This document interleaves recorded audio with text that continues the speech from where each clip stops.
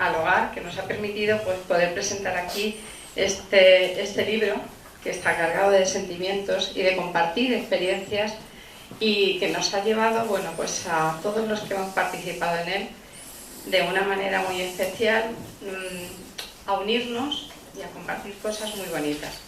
Gracias a todos los que estáis aquí.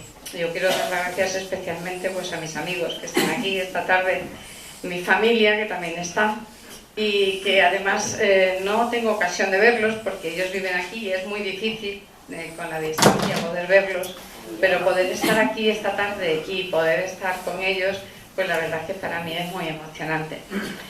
Bueno, un día llegó Lali a la asociación y me dijo, mira, tenemos este proyecto.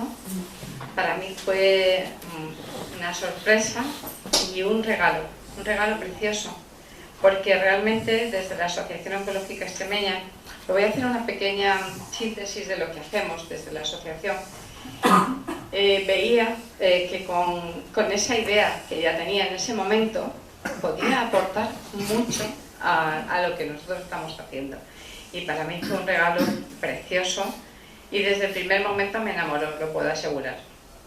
La Asociación Oncológica Extremeña, bueno, nació, yo pasé el cáncer hace ya 23 años, y en aquel momento vimos una situación en Extremadura de que faltaban muchísimos recursos.